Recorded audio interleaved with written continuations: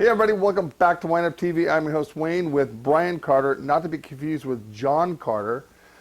When we come back, he's from Bellevue, Washington. He's going to tell you all about his wines, and they're fantastic. See you in a second.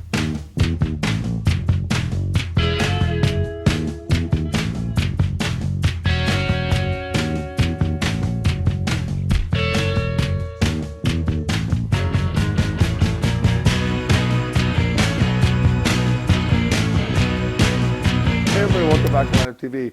Here with Brian, and Brian's lives up in Bellevue, Washington, and actually where I grew up as a child. So we sat here before we filmed this and talking about Seattle and Bellevue and all that good stuff, and you know the history of a winemaker.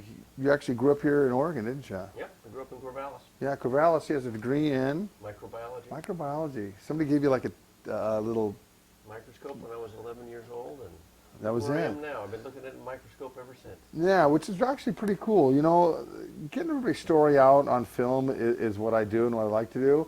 And yesterday, Kerry came in, and Kerry's a rep for your wines, and went through the lineup. And then he said, well, I said, we should do a show on these wines. He goes, well, you know, Brian will be in here tomorrow.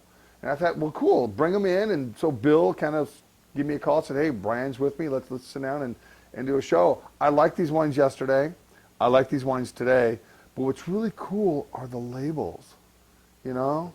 Tell us a little bit about that. Well, I always figured if I wanted to start a wine brand like I did Brian Carter Cellars, I knew that if I made beautiful labels, that people would at least buy one.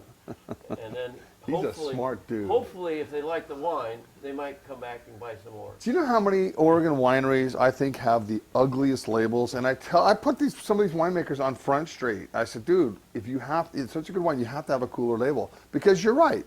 You know, we're a very visual society. We price and cool label go hand in hand.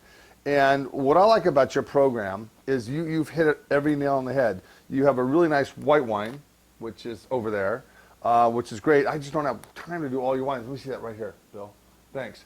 So Brian Carter Cellars, and it's a really nice blend of Riesling and Viognier. And Roussanne. And Roussanne. It's a great blend, guys. Again, fantastic label. But you have a cash flow wine. Right. You have something that's affordable to everybody. And this comes in at about $14, $15, $16. And then you also have a port, and we're going to talk about that at the end. But let's get into these wines. Let's talk about the Abracadabra. We could sit here and drink on film too. That would be fun. You know. I can talk better when and it's late in the afternoon, yeah, right? You've been probably having lots of glasses of wine today, especially hanging around with Bill. Bill's got some priors. All right. Yeah, cheers, right? All right, so Abracadabra. Yeah, look at this fact sheet on Abracadabra. Sangiovese, Merlot, Syrah, Grenache, Mourvedre, Tempranillo, Malbec, Cab Sauv, Cab Franc, Cinsault, and Counois. Holy crap. And that's only 11 of the 20 different varieties that we actually bring into our winery. That is amazing. When you first started, you probably never thought you'd be making this many varieties, did you? Or did you say one day I'm going to do 25, 30 wineries? Absolutely not. When I first started, I probably didn't know there was 20 different varieties out there. But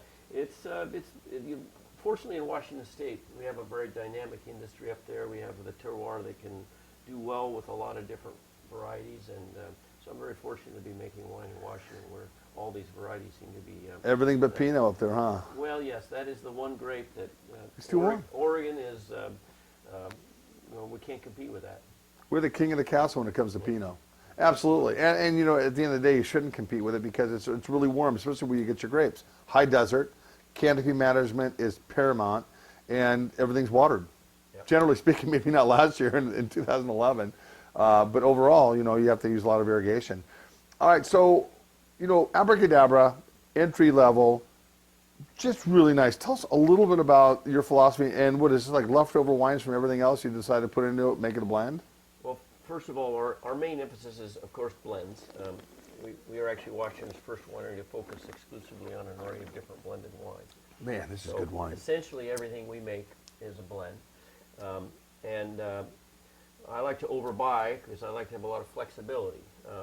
In the Le Corsier, their label, for instance, one year it might have 15% Cab Franc in it. The next year it might only have 5. And the truth of the matter is that the better the Cab Franc, the less of it I have to use in that blend, because I'm looking for a little Cab Franc character. And So 5% some years is all I need to get that Cab Franc note in there. And so what do I do with the extra? That's where Abracadabra comes in, the magical blend that happens every year. Oh, it's different every single year too. It does change more from one year to the next. You have become a master blender. It's a lot of fun. I'm not going believe me. anywhere with that. You know, and that's what I think is really kind of nice. You know, this wine, if I had it, I couldn't tell you one prominent grape. It's just integrated. Good. He said it. It's just good. You know, and again, it's a nice cash flow grape for you. You know, it's a wine. It introduces people to your label and your name, and then they can kind of go up. Because at the end of the day, some of these wines are more hand sells than others. You know, and you're pretty smart when it comes to pricing too. You don't have anything that's just not affordable to anybody. You know, I mean, you don't have that ego $100 bottle of wine. Right. You know, your wines are below 50. Right. You know, and I think that's very, very smart, especially given this tougher economy. All right, let's talk a little bit about your cool labels. Do you want to tell us a little bit about the guy who designs these? Sure. His name is Stephen Black.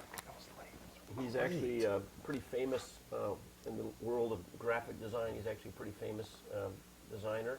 All of these are original pieces of art that he does. Do you have? And we have limited edition prints. Very cool. That we have for sale at our tasting room, and we get a lot of positive comments on it. You know what? I tell you something. Especially when it comes to men, red and orange pop out at us, and that's some of the colors that we're really attracted to. Whereas women kind of like lighter colors, but you really have nailed it. I mean, he's got some just beautiful, and I tell you guys, you know, not only these, I mean, look at some of these other ones. Look at this. I mean, I got a whole bag of tricks off camera. You know, We actually just thought some that this one was great going to be labels. a little bit more appealing to women. Abracadabra. It's got a rabbit on the label. Interesting. We made some T-shirts when that wine first came out. We made an equal number of men's T-shirts and women's T-shirts with the bunny on there.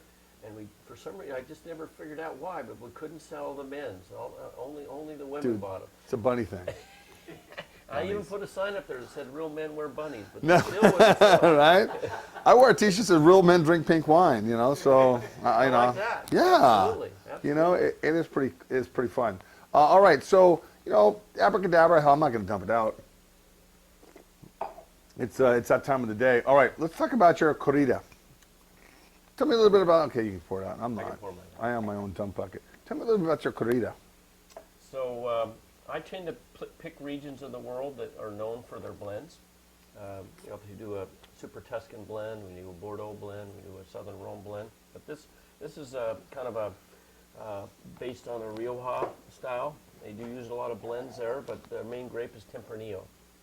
And the two requirements is that it be a great area of the world where blends come from, but it also has to be a variety that do well in Washington State. And Tempranillo is an up-and-coming variety in Washington. It's really a lot more being planted, and I think it makes a really neat wine. You can see the quality of the Tempranillo in that. It's got that spiciness to it. You know, Right. earlier, you know, yesterday when I tasted some of these wines were just opened, and your wines are actually candidates for decanting.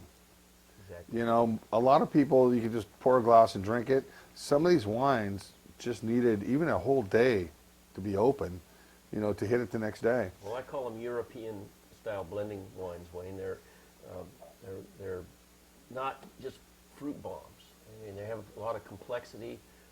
They have good acid balance. And I think most young wines actually will benefit from decanting. But the one exception to that might be like an Australian Shiraz or something like that, which is so much fruit, boom, right up front. These are more like European wines. Bordeaux's almost always benefit from decanting. 2007 vintage, correct? No, this is 2008. 2008 vintage. Challenges. You know, year to year, you're in the high desert, you know, over where you pick in the Columbia Valley, AVA, which is about 11.5 million acres. Do you have any, what are your favorite vineyards to work with over there? It really depends on the variety. I have my favorite areas. I buy grapes from a dozen different vineyards over there in 6 different appellations. It's I have my favorite place for Cabernet, for instance, is Red Mountain. I have a couple of vineyards there. Clipson Vineyard, one of the most famous. Clipson is very famous, yeah. Vineyards in the state. And Walluk Slope, I really like that for Merlot. Much more lush wines there, not as much structure.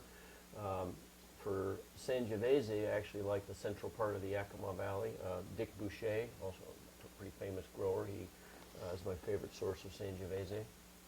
I have a vineyard a little bit east of there, between Red Mountain and the Grandview area. That's where I kind of like to get my Grenache from, mainly. But I also get from secondary sources. A little bit cooler area Cabernet, that's what I use in my Tutoroso blend. A little bit warmer area Cabernet is what goes into the Le Corsier. So lots of different colors that I have on the palate. So That's a lot to manage and maintain too, especially prior to harvest. All the different sugar levels, the different ripeness levels, the varietal characteristics that you're looking for. So how long does it take you for drive from Bellevue to Yakima? I mean, you must do that drive quite a bit in the summertime. I do. Just to get to Yakima, which is the beginning of the wine country, is slightly over 2 hours. All right. But then to get to Red Mountain is almost another hour. Okay. So it's basically a 3-hour drive to Red Mountain. Then I go to the Walluk Slope. It's a long day. Not unusual for me to get up at 6 o'clock in the morning, drive through the vineyards, and get home at 10 o'clock at night. Yeah, but this is your passion. It's what you've been doing for I love 32 years. And you weren't like working for Microsoft and wanted to make some wine on the side. From Bellevue, Washington, I asked him, well, what the hell, Bellevue? Out of all places. So he's got a little winery in Woodinville, Right. and that's quite the aspiring little wine community. It is. About a half hour from where my home is in Bellevue. And we actually are one of the newer comers in Woodinville because obviously a little winery called Chateau Saint Michel has been there for 37 years, I think. And then how about, I thought 1925, maybe it's still 37 years.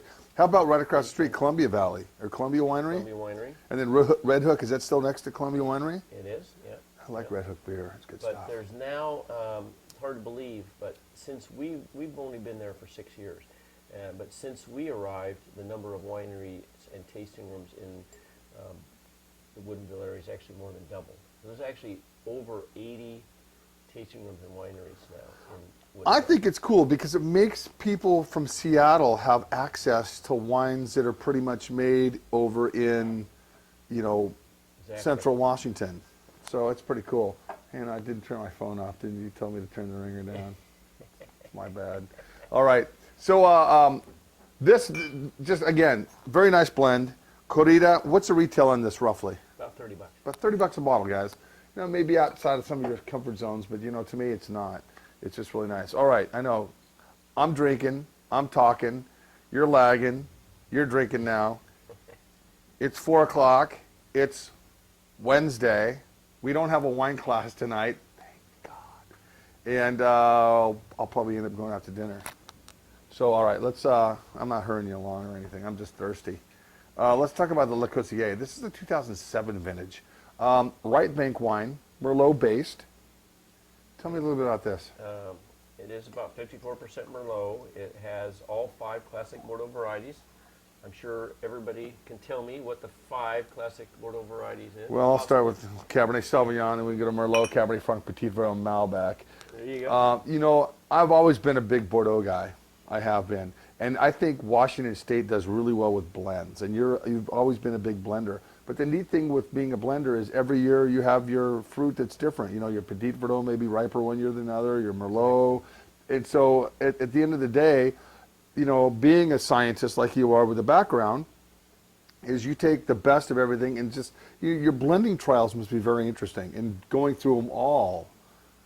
All right, so for instance, when I blend this wine, Le Corsier, I probably have 7 or 8 different lots of Cabernet available to me. Like I might do one with a native fermentation from the same vineyard and one with a inoculated fermentation. Might have different barrel lots. I probably have 5 different Merlots, 4 different Malbecs, 3 different Cab Francs, and 2 or 3 different Petit Verdots. Is that all in a partridge in a pear tree?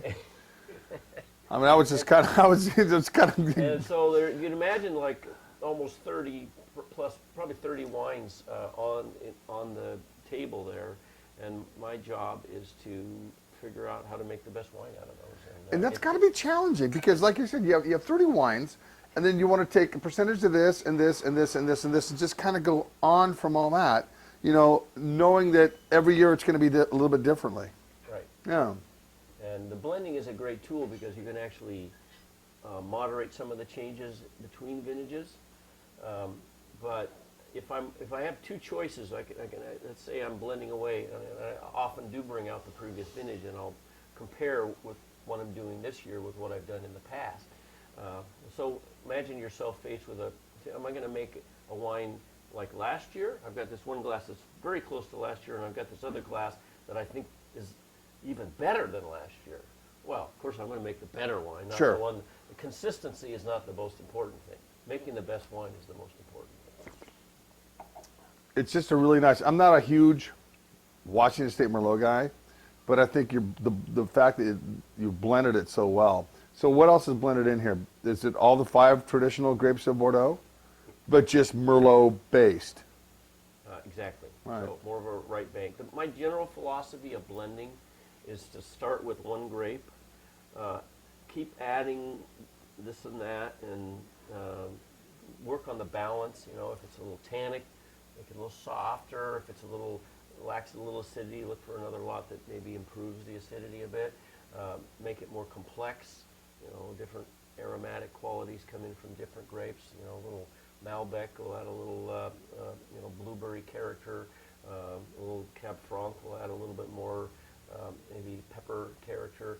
And so, but if you've gone to the point where you've added so much other stuff that you've lost the core variety, whether it's Tempranillo or Merlot or Grenache, you've gone too far. You just kind of created something more like abracadabra. You can't tell really what it is. It tastes good maybe, but I like to maintain that original varietal characteristic even though these are blends. Sure. All right, let's talk about the last wine. You know, I'm a huge port guy. I love dessert wines. And what I thought was very, very clever is the fact that these are all traditional port grapes. Touriga, Sazao, Tintacao. And then this is you sold out of this vintage, didn't you? I mean, not this vintage, but the previous vintage. Yes, very and then you had such a demand for it. How many barrels are you making of this now? About 10? About 10. Yep. Tell you what, man, these wines rock. Now, this is about $20 a bottle, you know, for a half bottle retail. And just the color, the nose, the focus. I love ports. Yeah. I'd be a fool not to like a port. Well, of course, Who's a fool? I wanted to do a blended dessert wine, and had to be a blend, of course, because it's Brian Carter. And what's the #1 blended dessert wine in the world? Man. Port. And so, but I didn't want to do it out of Zinfandel or Syrah or Cabernet. I wanted to use, just like the rest of my wines, the old world varieties. So actually helped plant this vineyard. I was going to say, I mean, how many acres are planted of these traditional port varietals in Washington State? They're very limited. It's got to be under 5 acres each. Maybe there's more. I don't know. I don't see too many of these planted. You know, there might be a little bit more here and there that I'm aware of, but I'm not aware of much more than about 5 acres. So did you go to a grower and say, I want you to plant this? Exactly. And so how much of this is planted? At this particular vineyard, there's like 3 acres of each of these varieties. Okay, that's it. Yep. And so you get all the fruit. You ever make these into dry style, or they always go in your port? I've thought about making a dry style, but at this point, there hasn't been enough for us to do a dry style. You know, I've tasted a couple of dry red Touriga Nationals, and it makes pretty good wine. They're interesting, but boy, they're a tough sell. Yeah, I mean, they are, because you know, 95% of the fruit from Portugal is made into a dry style. There's only about 5% from the Douro region that's made into port. You know, and at the end of the day, it's unbelievable. But you know what? The record ain't broke. Don't fix it. Keep making these wines. I tell you, these are fantastic, guys. They're available here on my website. If you're in the Seattle area, go to Woodinville, hunt down Brian. Dude, I mean, this guy is very accessible. Really just a sweet guy just to talk to. Very passionate about what he does. And he'd love to sell you all the wine he can. And my job is to make sure you guys know about Brian Carter. Thank you, Wayne. Thanks a lot for coming on, man. Hey, when we come back, we're going to have another winemaker. Stay tuned.